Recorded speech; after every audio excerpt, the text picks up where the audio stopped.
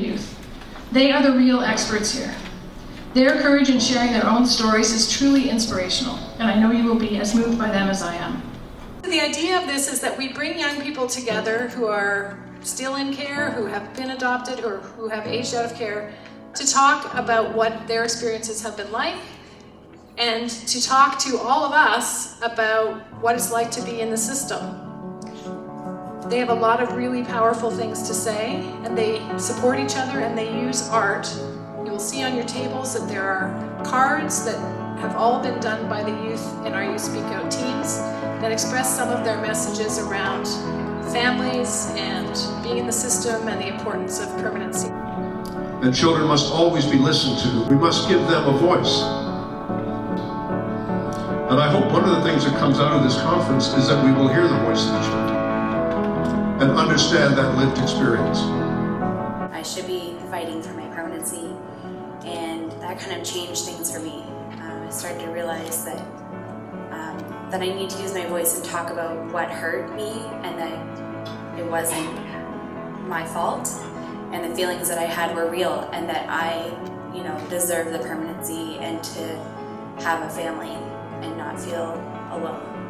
So I fought for that, and I talked to my aunt and uncle about the pain that I had went through, and now I am living with them while I do my master's. So.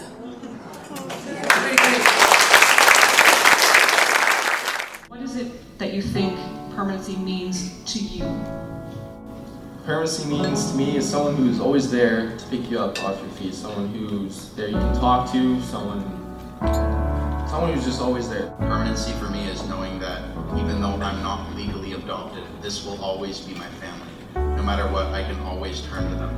When I need someone to talk to, I can call them. When I need someone there, they're there, and they'll love me no matter what.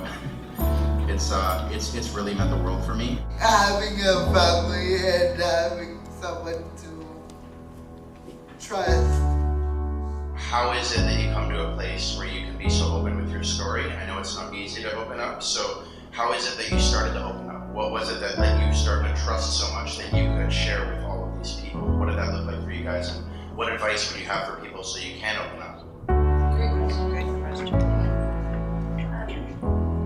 It wasn't even about the courage or about sharing the story and trusting people. It was more about educating. So it wasn't about me. It's about, sharing my story and sharing the education that comes with my story that I think was so important that I didn't have the option. It was just do it. Wow. When you start seeing real change, it makes you want to be that much more willing to share, because you know that that's part of the change making is giving voice to it. I feel that my story is no longer just painful.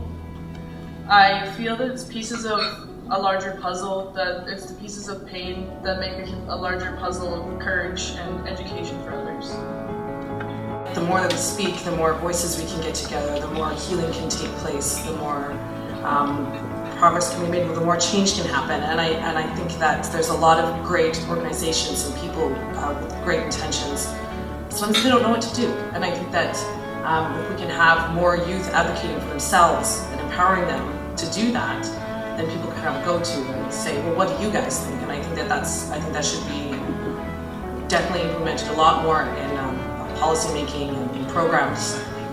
Just talking to them, what do you want? I think nobody asked me what I wanted when I was growing up, and I think that it's important to do that. What I will do, I work with the Child and Youth Advocates Office in New Brunswick, and what I will do is make sure that every child that I come into contact who is in care will now know that he or she has a right to permanency and to adoption if that's what they desire. And I will meet or talk to their social worker to make sure that that message is also given.